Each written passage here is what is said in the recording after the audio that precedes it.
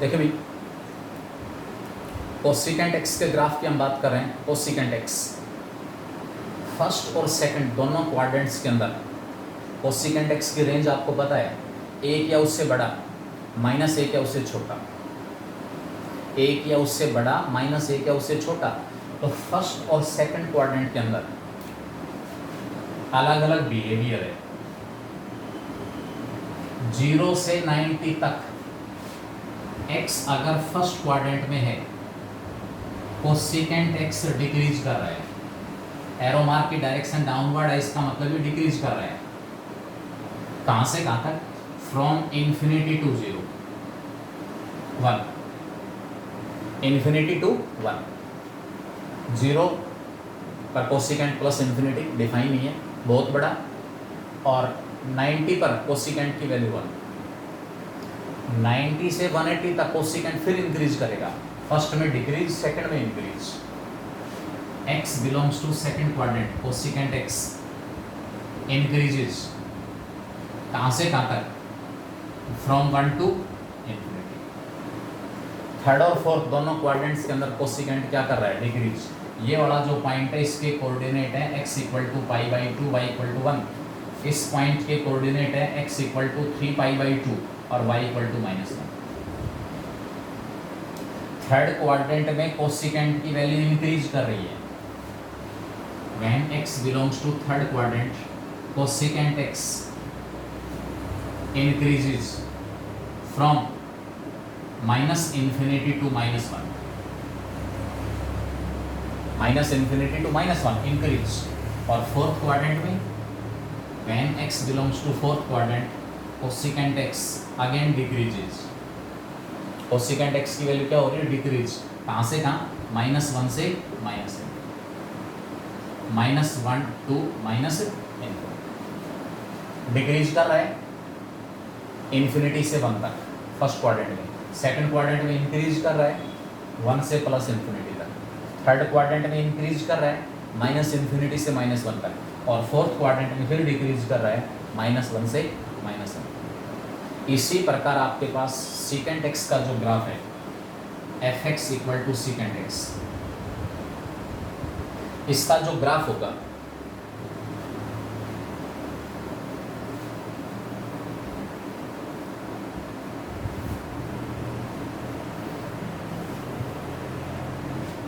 y equal to F X equal to secant X. Time के अभाव में ये चीज़ें हमने फर्स्ट टाइम जब ये चैप्टर पढ़ाया तो उस टाइम छोड़ दिया था।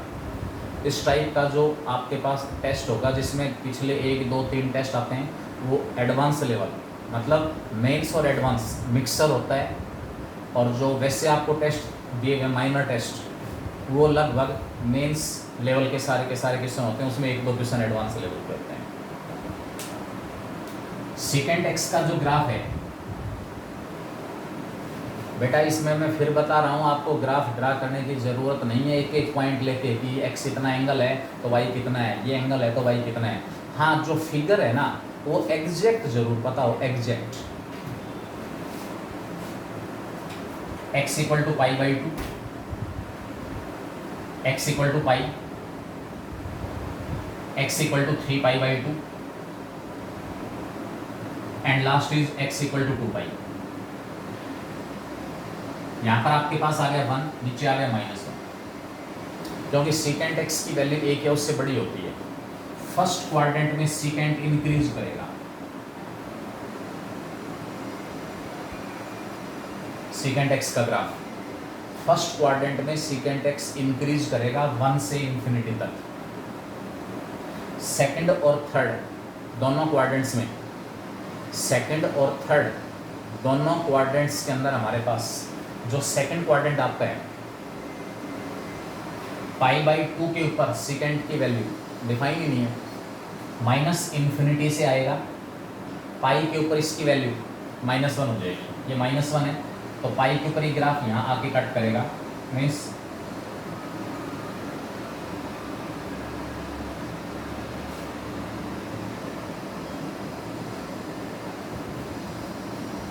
जिस टाइप का कोसिकेंट एक्स का ग्राफ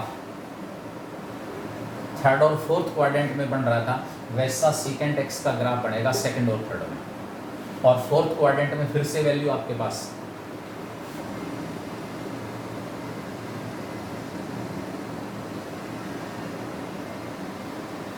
ये इस टाइप का ग्राफ होगा हमारे पास, किसका, सीकेंट एक्स। फर्स्ट क्वाड्रेंट में सीकेंट क्या कर रहा है, इंक्रीज 1 से लेकर कहाँ तक, इन्फिनिटी तक। सेकंड क्वाड्रेंट में सीकेंट माइनस इन्फिनिटी से -1 तक इंक्रीज कर रहा है। थर्ड क्वाड्रेंट में सीकेंट डिक्रीज कर रहा है -1 से -इन्फिनिटी तक। और फोर्थ क्वाड्रेंट में फिर से सीकेंट की वैल्यू क्या कर रही है, इंक्रीज। ठीक है, ये आपके पास क्या होगा, 3π/2 सीकेंट एक्स जो है उसकी वैल्यू हमारे पास क्या मिलेगी, एक या उससे पाई के ऊपर कोस की वैल्यू, पाई के ऊपर जो कोस हमारे पास है उसकी वैल्यू, कोस 0 1 होता है, कोस 0 क्या होता है, 1। ठीक है, तो आपके पास ये ग्राफ हमने गलत ड्रा कर दिया।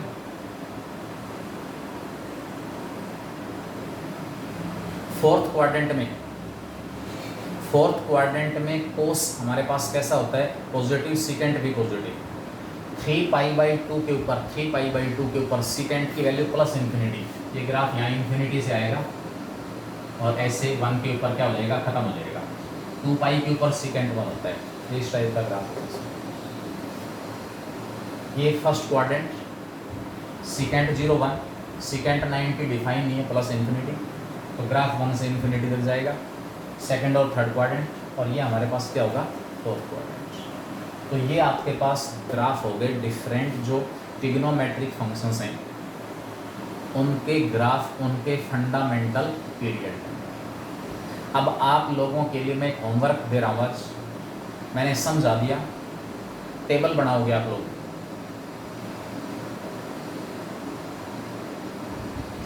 बेटा फोर्थ क्वाड्रेंट हमने गलत कर दिया था, इसके अंदर 3π/2 के जस्ट लेफ्ट में रहेंगे, क्योंकि 3π/2 के ऊपर कोस 0 होता है, सीकेंट नॉट डिफाइन होगा।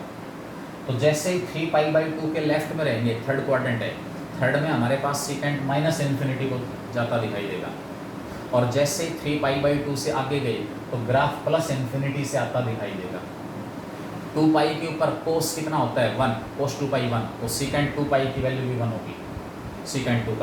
यानी कि x = 2π वाली जो लाइन है, इस लाइन को, ये सीकेंट x का जो ग्राफ है वो 2π इस पॉइंट के कोऑर्डिनेट है, x = 2π, y = 1। इस पॉइंट के कोऑर्डिनेट है x = π, y = -1। इस पॉइंट के कोऑर्डिनेट x = 0, y = 1। ये स्पेशल पॉइंट्स हमारे पास आ गए। π/2 के ऊपर सीकेंट डिफाइन नहीं है, 3π/2 के ऊपर सीकेंट डिफाइन। ये आपको शेप याद रखनी पड़ेगी थोड़ी सी।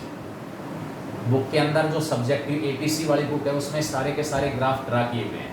मुझे मेन इसमें डिस्कस करना था कि इंक्रीजिंग और डिक्रीजिंग बिहेवियर का मतलब क्या है, कौन सा टी रेशियो उस ग्राफ को देखते हुए कहाँ से लेकर कहाँ तक इंक्रीज करेगा, कहाँ से लेकर कहाँ तक डिक्रीज करेगा। ये चीज़ें जीवन भर काम आएंगी, बता देता हूँ। जब क्वेश्चंस इन्वॉल्विंग इनइक्वालिटी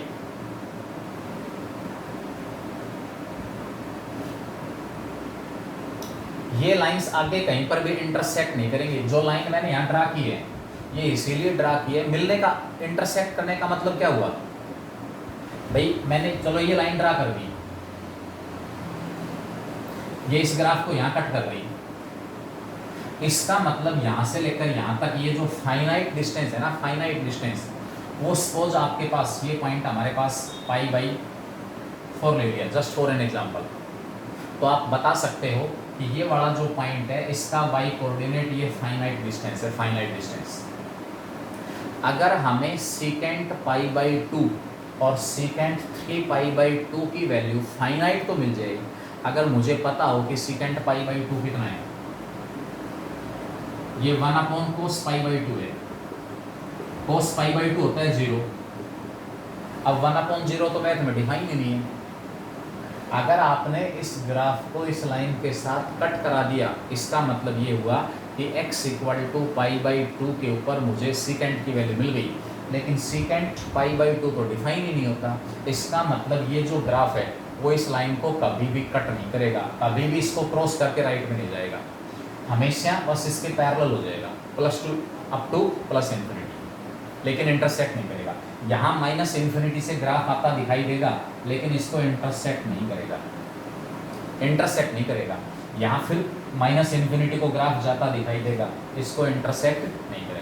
इंटरसेक्ट करने का मतलब है x की उस पर्टिकुलर वैल्यू के लिए मुझे सीकेंट की वैल्यू मिल गई, लेकिन ना तो सीकेंट π/2 डिफाइन है, ना सीकेंट 3π/2 डिफाइन है।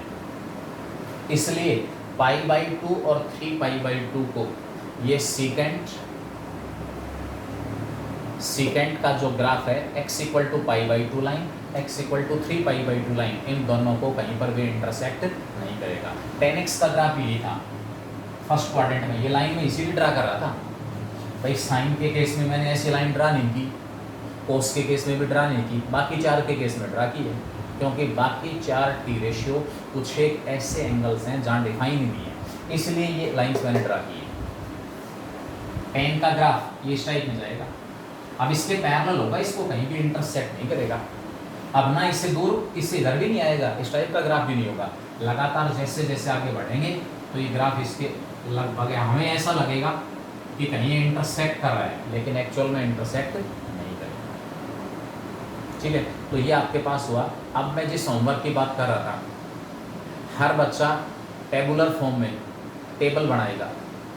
एक तरफ होगा यहाँ पर y equal to sine x, ऊपर लिखोगे first quadrant, second quadrant, third quadrant और फोर्थ क्वाड्रेंट, चारों क्वाड्रेंट्स लिखिए। साइन एक्स फर्स्ट क्वाड्रेंट में सबसे पहले आप लिखोगे इंक्रीज करेगा या डिक्रीज, सबसे पहला पॉइंट, और फिर इसके नीचे दोगे कि कहाँ से कहाँ 0 to 1। ऐसे इस टेबल को कंप्लीट करोगे। साइन एक्स सेकंड क्वाड्रेंट में साइन डिक्रीज करेगा, ग्राफ की हेल्प ले सकते हो, कहाँ से कहाँ 1 to 0। थर्ड क्वाड्रेंट में साइन फिर डिक्रीज करेगा, कहाँ 0 to -1, और फोर्थ क्वाड्रेंट में साइन इंक्रीज करेगा, कहाँ -1 to 0। ये आपके पास y equal to sine x का लेखा जोखा तैयार कर दिया आपने कि कहाँ इंक्रीज करेगा, कहाँ डिक्रीज करेगा, कौन से क्वाड्रेंट में इंक्रीज करेगा, कौन से क्वाड्रेंट में डिक्रीज। तो इसी प्रकार अब y इक्वल टू नीचे cos x, tan x, cot x, secant x और cosecant x, ये आप लोग सारे के सारे इस प्रकार टेबुलर फॉर्म में स्पष्ट साफ सुथरा, ताकि जब मैं देखूं तो मुझे स्पष्ट दिखाई दे कि हाँ बच्चे ने क्या लिखा हुआ है। औपचारिकता पूरी नहीं करनी है, आप ग्राफ की हेल्प ले सकते हो, बुक में ग्राफ बने हुए हैं, कहाँ इंक्रीज करेगा, कहाँ डिक्रीज करेगा, कराओ की डायरेक्शन से पता चलेगा। tan x फर्स्ट क्वाड्रेंट में इंक्रीज करेगा, अगर मैं tan x की बात करूँ तो इंक्रीज, ऊपर लिखोगे इंक्रीज वर्ड कि भाई ये इंक्रीज कर रहा है, कहाँ 0 to इन्फिनिटी। सेकंड में भी लिखोगे इंक्रीज, कहाँ -∞ to 0 एंड सो ऑन। मेरे को सेंड करना है, भरकर नहीं। इसका मतलब ये है कि वो चीज़ आपको अच्छी तरह से क्लियर होनी चाहिए, क्योंकि बहुत इंपॉर्टेंट कॉन्सेप्ट है कंपटीशन वाइज। ठीक है बेटा, 2 साल जितनी मेहनत कर सकते हो उतनी मेहनत कर लो। जो बच्चा इन 2 सालों में मेहनत कर जाएगा वो इतना भारी गैप डाल जाएगा बाकी बच्चों से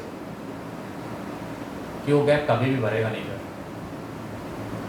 फिर उन बच्चों को देख के भाई ये बच्चा मेरे साथ ही पढ़ता था, ये आजकल इस लाइन में आ गया और हम वहीं की वहीं हैं। उस समय देख के आपको रियलाइज़ होगा कि भाई ये मेहनत करता था, उसका परिणाम अब मिल रहा है इसको, और हमने मेहनत नहीं की, हम वहीं के वहीं रह गए या उससे भी नीचे चले गए। अपने आप को, अपने परिवार को, अपने समाज को, अपने देश को आगे बढ़ाना हमारे हर की इंडिविजुअल रिस्पॉन्सिबिलिटी है। भाई मैं मेहनत करूँगा, मैं तो आगे बढ़ूँगा ही बढ़ूँगा, निश्चित है। मेरा परिवार आगे बढ़ेगा, निश्चित है। उसके साथ साथ समाज और देश भी आगे बढ़ेगा। और जो बच्चा मेहनत नहीं करेगा वो नीचे जाएगा, वो लगातार खुद नीचे जा रहा, अपने परिवार को भी नीचे लेके जा रहा है। भाई पेरेंट्स क्या करेंगे, साल 2 साल 4 साल इतना ही तो कोऑपरेट कर सकते हैं, और वो भी तब जब आपकी तरफ से रिस्पॉन्स ठीक मिलेगा कि हाँ इस बच्चे के ऊपर मैं इन्वेस्ट कर रहा हूँ, ये मेरे इन्वेस्टमेंट को डूबेगा नहीं। अगर पेरेंट्स की कैपेसिटी नहीं है, मैंने ऐसे एग्जांपल देखे हैं, पेरेंट्स की कैपेसिटी नहीं है कि मैं अपने बच्चे के ऊपर इतना पैसा खर्च करूं, लेकिन बच्चे की तरफ से अगर रिस्पॉन्स पॉजिटिव मिल रहा है कि हाँ वास्तव में बच्चा मेहनत कर रहा है, दिन रात मेहनत कर रहा है, तो पैसे इधर उधर से एडजस्ट करके भी माँ बाप लगाएगा बच्चे के ऊपर कि भी मैं इन्वेस्ट कर रहा हूँ और ये मुझे कुछ रिटर्न के साथ वापस मिलेगा, इस आशा में। और जब जो बच्चा मेहनत नहीं कर रहा, पेरेंट्स को पता है, हर बच्चे के बारे में पता है कि मेरा बच्चा कहाँ औपचारिकता कर रहा है। मैंने बोल दिया तो बुक लेके बैठ गया, अब बुक लेके बैठा तो है, वो क्या कर रहा है उसकी तरफ ध्यान है, वो क्या कर रहा है उसकी तरफ ध्यान है, फ़ोन साथ में, कभी फ़ोन देख रहा है कभी बुक देख रहा है। तो पेरेंट्स इतने बेवकूफ़ थोड़ी हैं, उनको पता है इस चीज़ का कि बच्चा केवल औपचारिकता निभा रहा है बस। और उनको ये भी अच्छी तरह पता है कि भाई ये मेहनत नहीं कर रहा या पढ़ाई की तरफ इसका ध्यान नहीं है।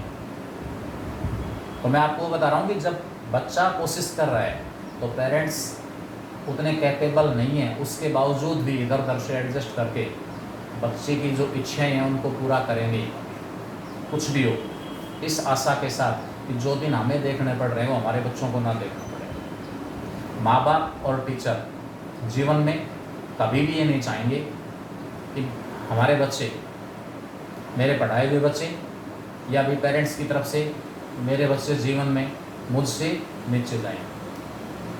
जो लेवल मैंने अचीव किया उससे आगे बढ़ें, हमेशा उनकी कोशिश है। उनकी डांट डपट चाहे टीचर्स की हो या पेरेंट्स की हो, कुछ समय के लिए होती हो, कुछ समय के लिए, लेकिन अंदर उनके दिल और दिमाग में कहीं ना कहीं सॉफ्ट कॉर्नर होता है, और वो डांट और डपट आप लोगों के बेनिफिट के लिए होती है कि बच्चा डेविएट हो रहा है, इस डांट डपट से हो सकता है सही रास्ते पर आ जाए। और रियलाइज़ ज़रूर करोगे, क्योंकि मैं तो अपना जीवन का पर्सनल एक्सपीरियंस शेयर कर सकता हूँ। आज से 8, 10, 12, 15 साल पहले पढ़े हुए जो बच्चे हैं और जो कामयाब होकर कभी मिलते हैं कि सर आपने जो हमें कहा था, जो हमारी पिटाई हुई थी उस समय, उसने हमें सुधार दिया, अदरवाइज़ हम तो लाइन से बिल्कुल उतर गए थे, रास्ता भटक गए थे। उस समय उनको वो टीचर एक नंबर का दुश्मन लगता है कि हमारी पिटाई क्यों कर रहा है। और जैसे ही सारी चीज़ें समझ में आती हैं, बच्चा समझने लायक हो जाता है कि हाँ वो डांट डपट पेरेंट्स की या टीचर्स की वो हमारे फ़ायदे के लिए थी, उस समय बच्चा रियलाइज़ ज़रूर करता है कि उस समय जो हुआ वास्तव में ठीक हुआ। हर बच्चा रियलाइज़ करता है, जो जीवन में आगे बढ़ गया वो भी और जो पीछे चला गया वो भी। इस सर ने उस टाइम बोला था हम नहीं सुधरे, हमने सोचा कि ऐसे ही बोल रहे हैं, ऐसे थोड़ी होता होगा, इसलिए हमारा लेवल नीचे, हम ऐसे धक्के खा रहे हैं। और जिन बच्चों ने उन चीज़ों को स्वीकार कर लिया, मान लिया और अपने जीवन में ढाल लिया, वो आगे बढ़ गए। तो वो सारा सब कुछ आपके ऊपर डिपेंड है। पेरेंट्स रिसोर्सेज उपलब्ध करा सकते हैं, आपकी रिक्वायरमेंट पूरी कर सकते हैं, टीचर आपको पढ़ा सकता है, बाकी सारा काम बच्चे का बच जाता है। अब वो कहाँ तक उन अपेक्षाओं के ऊपर, पेरेंट्स की अपेक्षाएं, एक्सपेक्टेशंस हैं, टीचर्स की एक्सपेक्टेशंस हैं, उनके ऊपर कहाँ तक खरा उतरते हैं वो आप लोगों के ऊपर डिपेंड है। पेरेंट्स और टीचर्स हमेशा आपको सपोर्ट देने के लिए हमेशा तैयार हैं। टीचर्स के पास डाउट भेज दिया, कोई कॉन्सेप्ट नहीं समझ में आया, फिर दोबारा बताया, तीसरी बार बताया, चौथी बार बताया, अल्टीमेटली समझ में आ गया। और वही काम पेरेंट्स का, वो दोनों अपनी अपनी जिम्मेवारी ईमानदारी से निभा रहे हैं। सारा काम मतलब ज़्यादा काम बच्चे का बच जाता है। सिलेबस कंप्लीट हो गया और सारे कॉन्सेप्ट बाकी बच्चे पूछे थे वो भी सारे बता दिए। अब आपका काम बाकी बचता है कि मेरे पास जो क्वेश्चन आ गए ना, एटलीस्ट वो तो सारे के सारे मेरे को आने ही चाहिए। मैं देखता हूँ कैसे मार्क्स नहीं आएंगे। इस कॉन्फिडेंस के साथ, एक में आएंगे, दो में आएंगे, एक में नहीं आए, दो में नहीं आए, कोई बात नहीं, हमारा काम है मेहनत करना, हम मेहनत करें, रिजल्ट ऊपर वाला अपने आप देगा। ईमानदारी से मेहनत हुई है तो कभी भी ध्यान रखना बेकार नहीं जाएगी। फिर दूसरी तरफ है कि आपने औपचारिकता की है, दिखावा किया है मेहनत करने का, तो उसका परिणाम क्या होगा वो आप लोगों को समझ। आगे इसके अंदर ग्राफ के बाद एडिशन और सब्ट्रैक्शन का केस हमारे पास आता था।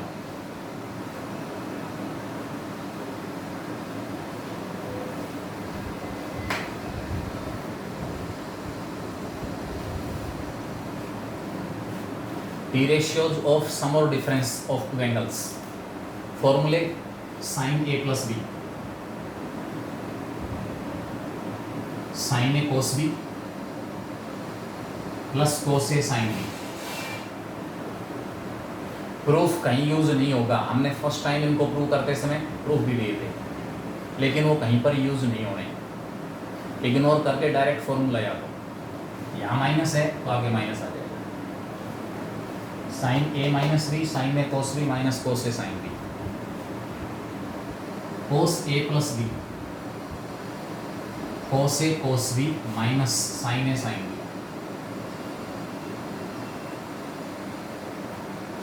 कोस ए माइनस बी, कोस ए कोस बी प्लस साइन ए साइन बी।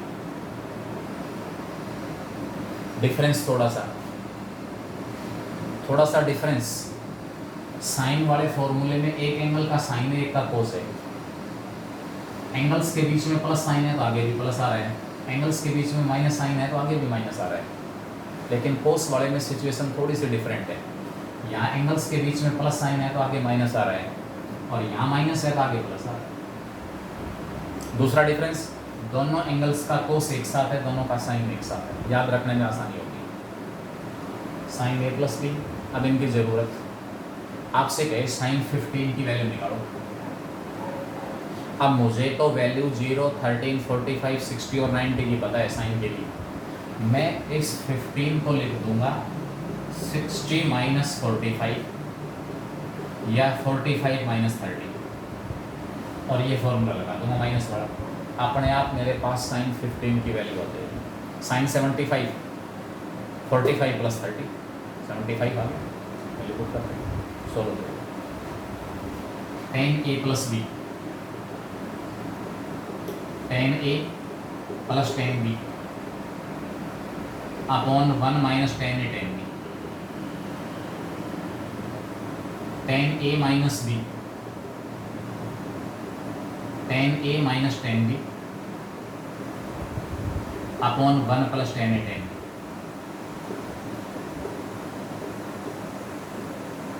हिंट, जो साइन एंगल्स के बीच में है वही साइन ऊपर आएगा, उसका अपोजिट साइन नीचे। टर्म्स एक जैसी हैं, ऊपर tan a और tan b अलग अलग, या तो बीच में प्लस आना है माइनस आना है। एंगल्स के बीच में प्लस है तो ऊपर भी प्लस आ जाएगा, एंगल्स के बीच में माइनस है तो ऊपर माइनस आ जाएगा। ऊपर प्लस आ गया तो नीचे माइनस आएगा। ऊपर कौन सी टर्म, tan a और tan b, नीचे 1, उसके साथ tan a और tan b का प्रोडक्ट। साइन एडजस्ट करना है प्लस और माइनस। एंगल्स के बीच में प्लस है तो ऊपर प्लस नीचे माइनस, एंगल्स के बीच में माइनस है तो ऊपर माइनस नीचे प्लस।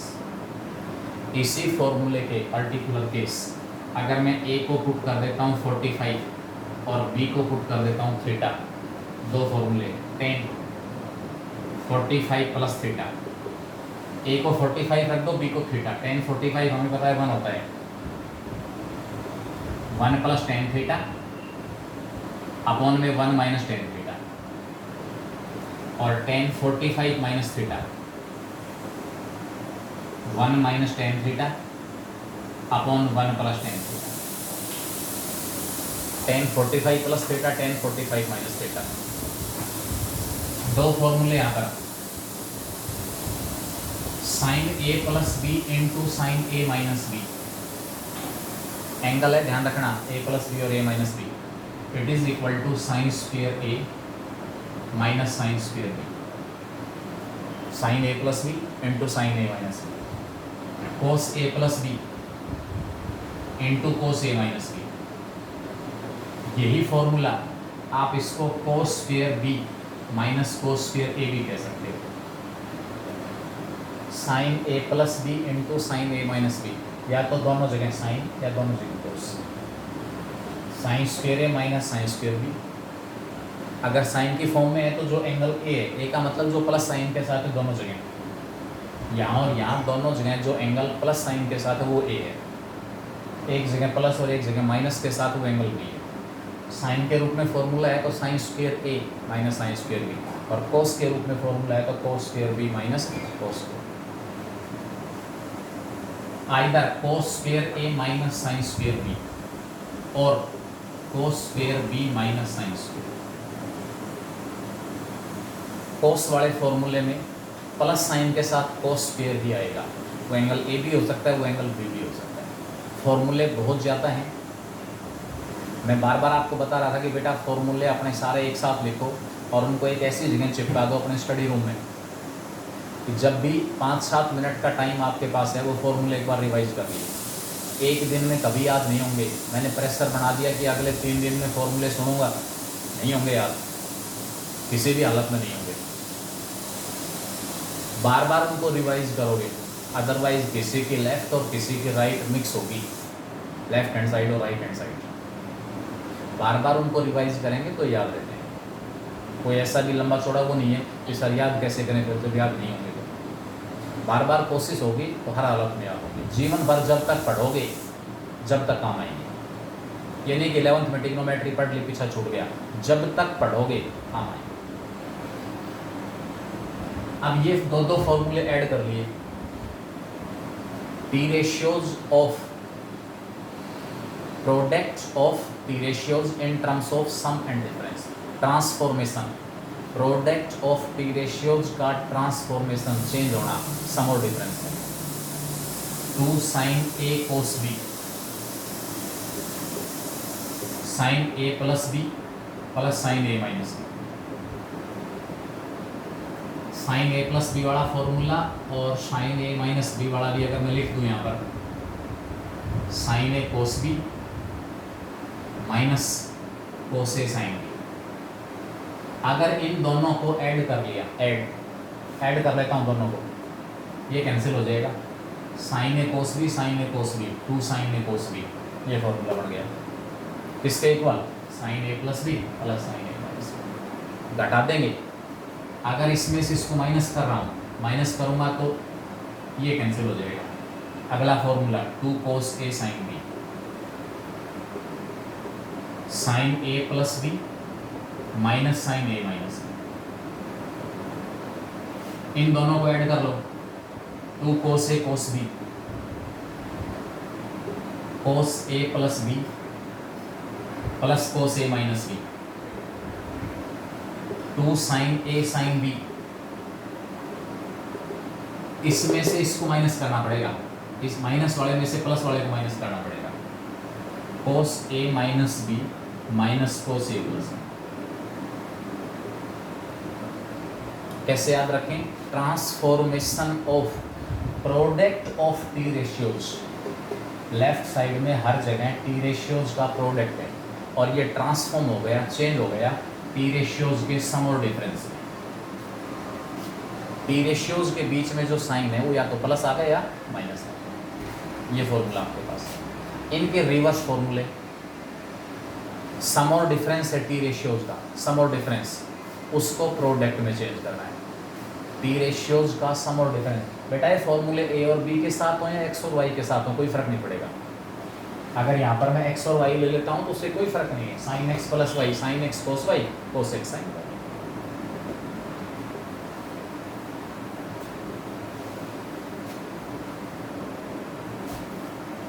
अभी जो फॉर्मूले लिखे थे उनका रिवर्स, ट्रांसफॉर्मेशन ऑफ सम और difference into product. sin x plus sin y 2 sin x plus y by 2 cos x minus y by sin x minus sin y 2 cos x plus y by 2 sin x minus y by 2 cos x plus cos y 2 cos x plus y by 2 cos x minus y by 2 and cos x minus cos y 2 sin x plus y by 2 sin y minus x upon. इस y minus x में से minus common निकालोगे वो negative बाहर आ जाएगा। इसी फॉर्मूले को आप ले सकते हो, माइनस का 2 sin x plus y by 2 into sine x minus y by 2। Same है। और कैसे याद रखना है वो आपको। उसके बाद आपके पास आए थे T ratios of multiple and सब मल्टीपल, मल्टीपल एंड सब मल्टीपल एंगल्स। sin 2x का फॉर्मूला था 2 sin x cos x, sine और कोस के रूप में। टेन की फॉर्म में ये फॉर्मूला था 2 tan x अपॉन में 1 plus ten square x, ten की फॉर्म में। कोस 2x cos square x minus sine square x, 2 cos square x minus 1 minus 2 sine square x और 1 minus ten square x upon में 1 plus ten square x. अगर फॉर्मूले याद नहीं है, hint भी आपके पास है क्वेश्चन का, आपको यही नहीं पता चलेगा कि यहाँ से यहाँ अगले स्टेप पे आ गया, कैसे आया, कौन सा फॉर्मूला अप्लाई किया, क्योंकि फॉर्मूला याद है ही नहीं। और फॉर्मूला याद है तो अपने आप पता चल जाएगा कि भाई यहाँ इस स्टेप के ऊपर ये फॉर्म है मेरे पास, ये फॉर्मूला एप्लीकेबल है, और अप्लाई करते ही इसमें चेंज। हाफ एंगल फॉर्मूले, हाफ एंगल हाफ हो रहा है, एक्स है तो एक्स बाई 2 हो जाएगा, एक्स बाई 2 है तो एक्स बाई 4 हो जाएगा। कोस और साइन के रूप में कोस 2x का फॉर्मूला, अकेले कोस के रूप में, अकेले साइन के रूप में, और ये टेन के रूप में। Ten 2x 2 tan x upon में 1 माइनस टेन स्क्वायर एक्स। इसमें और इसमें फर्क है, नीचे साइन 2x वाले में नीचे प्लस है और टेन 2x वाले में नीचे माइनस है, नंबरेटर दोनों का same. Sine 3x 3 sin x minus 4 sin cube x, cos 3x 4 cos क्यूब x minus 3 cos x, tan 3x 3 tan x minus tan cube x upon में 1 माइनस 3 tan स्क्वायर x। यहाँ angle 1/3 हो रहा है, 1/3।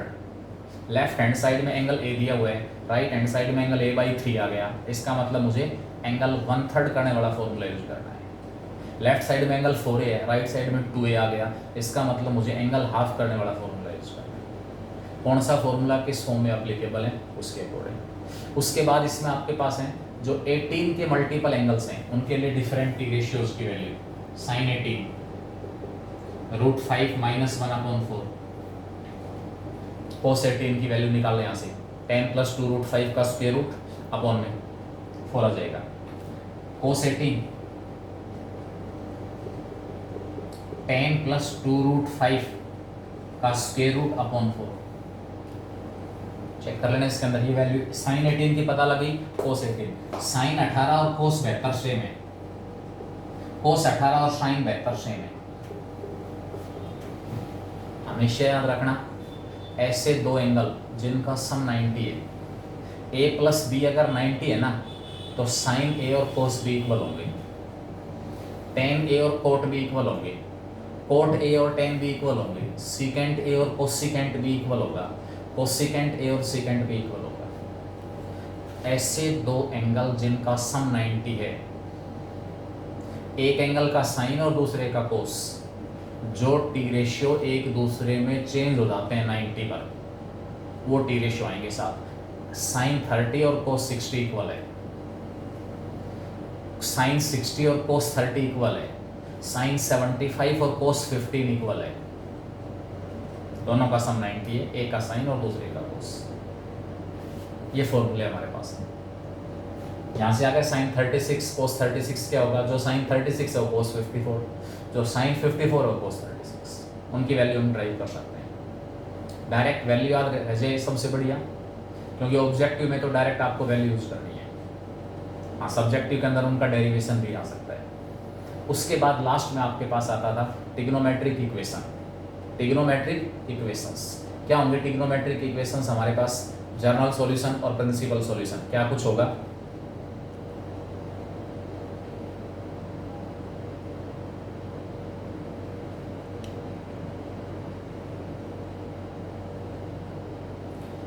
Solution of trigonometric equations. Trigonometric equations के solution क्या है, journal solution क्या है, प्रिंसिपल सॉल्यूशन क्या है। जर्नल और प्रिंसिपल, तो वहां पर आपके पास है साइन थीटा इक्वल टू 0 और tan theta equal to 0। Trigonometric equation क्या होगी? ऐसी इक्वेशन जिसमें किसी अननोन एंगल के साथ कोई भी टी रेशियो अपीयर हो रहा है, वो आपके पास ट्रिग्नोमेट्रिक इक्वेशन कहलाएगी। उस अननोन एंगल की वो वैल्यू जो उस इक्वेशन को सेटिस्फाई कर दे वो उसका सॉल्यूशन कहलाएगी। आफ्टर दैट जर्नल सॉल्यूशन, जो n की फॉर्म में सॉल्यूशन है वो सारे के सारे जर्नल सॉल्यूशन है, और एंगल थीटा की वो वैल्यू, जो अननोन एंगल है उसकी वो वैल्यू 0 से 2 पाई के बीच में है, वो हमारे पास कैसे हो जाएंगे, प्रिंसिपल सॉल्यूशन या particular solution. Sine theta equal to 0, tan theta equal to 0। एक एंगल आपसे पूछे बता दोगे साइन थीटा 0 का मतलब थीटा 0। एक नहीं, इनफाइनाइटली मैनी एंगल्स हैं जिनके साइन की वैल्यू 0 होती है, और वो एंगल होगा पाई का integer multiple. Angle theta pi का इंटीजर मल्टीपल कुछ भी हो जाए, हमेशा साइन की वैल्यू 0 है। कोस थीटा और cot theta equal to 0, solution same, 2n plus 1 into pi by 2। अगर एंगल पाई बाई 2 का ओड इंटीजर मल्टीपल है, इसको 2n माइनस 1 भी लिखा जा सकता है, 2n माइनस 1। कोस की वैल्यू और कोट की वैल्यू 0 आएगी। सीकेंट और कोसिकेंट कभी भी 0 नहीं होते। सीकेंट थीटा 1 या उससे बड़ा, माइनस 1 या उससे छोटा, कभी भी 0 नहीं आएगा। कोसिकेंट थीटा कभी भी 0 नहीं आएगा। 4 आपके पास फॉर्मूले। उसके बाद sine theta equal to sine alpha, या आप इसको sine x equal to sine y कह सकते हो। एक्स अननोन है, वाई नोन है। वाई जो है वो नोन है। आप कहोगे अप्लाई कैसे करूं इनको, साइन एक्स इक्वल टू 1/2 है, 1/2 को मैं लिख दूंगा साइन पाई बाई 6। ये वाई का काम करेगा और ये एक्स। अब सॉल्यूशन हमारे पास क्या होगा, यहां से x equal to n pi plus minus 1 raise to power n into y, n belongs to set of integers. cos x equal to cos y, x equal to 2n pi plus minus y, tan x equal to tan y, x equal to n pi plus y। सभी cases में जो n हमारे पास है वो एक integer है, n belongs to set of integers. And last square में sine square theta, sine square x equal to sine square y, cos square x equal to cos square y, and tan square x equal to tan square y। तीनों cases में solution same, x equal to n pi plus minus. सारे के सारे फॉर्मूले, कौन सा formula किस तरीके से अप्लाई होगा, ये सारा का सारा मैंने यहाँ पर इसमें डिस्कस किया। ठीक है, अब मैं आपके पास एक असाइनमेंट भेजूंगा, जो पीछे असाइनमेंट भेज रखे हैं उनसे डिफरेंट, क्योंकि पीछे जो क्वेश्चन इस बच्चे ने निकाल रखे हैं बहुत बढ़िया, उनसे डिफरेंट क्वेश्चन होंगे विद हिंट्स एंड एक्सप्लेनेशंस। कम से कम 25-30 क्वेश्चन रोजाना निकालें, 25-30 क्वेश्चन। जहाँ हिंट समझ में नहीं आ रहा वो अंडरलाइन करके मेरे पास भेज देना, उसको मैं सोल्व करूँगा।